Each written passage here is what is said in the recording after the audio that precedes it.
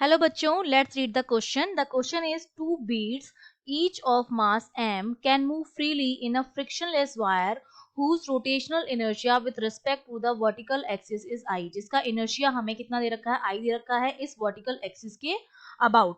ठीक है, तो the system is rotated with an angular velocity omega naught. ये सिस्टम जो है वो रोटेट कर रहा है किस एंगुलर वेलोसिटी से, omega not.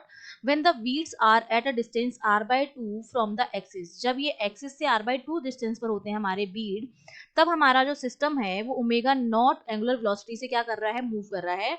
Then what is the angular velocity of the system when the wheels are at a distance of r from the axis. तो इसकी एंगुलर वेलोसिटी क्या होगी जब बीड्स जो होगी वो एक्सिस से r डिस्टेंस पर होंगी. तो देखिए, इस क्वेश्चन को सॉल्व करने के लिए जो हमारा की कॉन्सेप्ट रहेगा, हम इसमें क्या लगाएंगे. देखिए, कोई भी एक्सटर्नल टॉर्क इस पर नहीं लग रहा है. तो जब टॉर्क नहीं लगेगा, नो टॉर्क, दैट मीन्स कि हमारा जो मोमेंटम है, लीनियर मोमेंटम, एंगुलर मोमेंटम, वो क्या रहेगा, कंजर्व रहेगा. ठीक है, एंगुलर मोमेंटम हमारा क्या रहेगा, कंजर्व रहेगा. तो हम कंजर्वेशन ऑफ लीनियर मोमेंटम का अप्लाई करेंगे. तो देखिए, हमारे पास इनिशियल कंडीशन क्या है, ये वाली है. फाइनल में हमारा क्या हो जाएगा, ये इस तरह से हमारे पास ये रॉड है और अब ये यहाँ पर आर डिस्टेंस पर दोनों बीट जो होंगे वो इस आर डिस्टेंस पर पहुंच जाएंगे. ठीक है, अब जो डिस्टेंस है हमारी, ये कितनी है, ये भी आर हो गई एक्सिस से, और ये भी कितनी हो गई, आर हो गई. ये हमारी फाइनल पोजीशन है और ये हमारी इनिशियल है.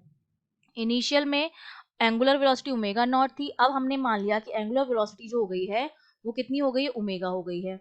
तो हम लगाएंगे कंजर्वेशन ऑफ लीनियर मोमेंटम, जो हमसे कहता है कि जो इनिशियल एंगुलर मोमेंटम होगा वो फाइनल एंगुलर मोमेंटम के बराबर होगा. ये हम कब लगाते हैं, जब कोई भी एक्सटर्नल टॉर्क नहीं लग रहा होता है बॉडी पर.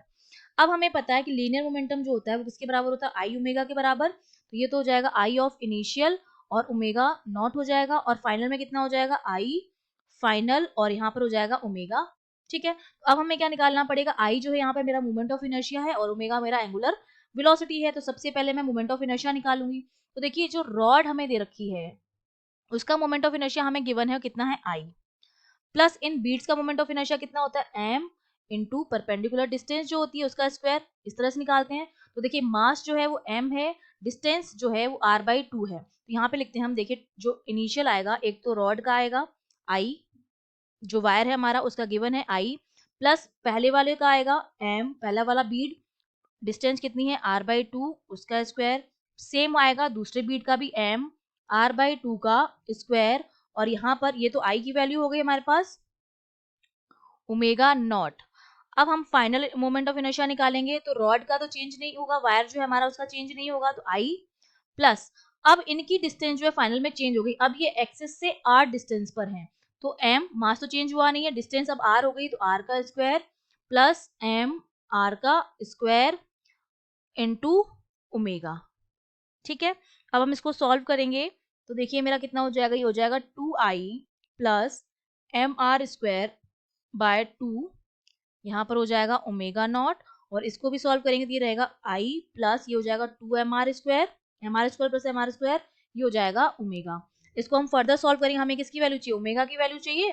तो ओमेगा के साथ जो है वो सारा नीचे आ जाएगा इसके. ये हो जाएगा 2i plus M R square upon I plus 2 mr square, और यहाँ पर ये हो जाएगा ओमेगा नॉट बाय 2. ये मेरे पास क्या आ गई है, सिस्टम की एंगुलर वेलोसिटी आ गई है, अगर हमारे बीट्स इस r बाई 2 डिस्टेंस से r डिस्टेंस पर यहाँ पर आ जाते हैं सपोज. ठीक है, ये डिस्टेंस अब कितनी हो गई, r हो गई है, और यहाँ से r हो गई है.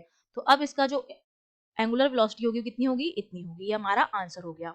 I hope you understood well. All the best.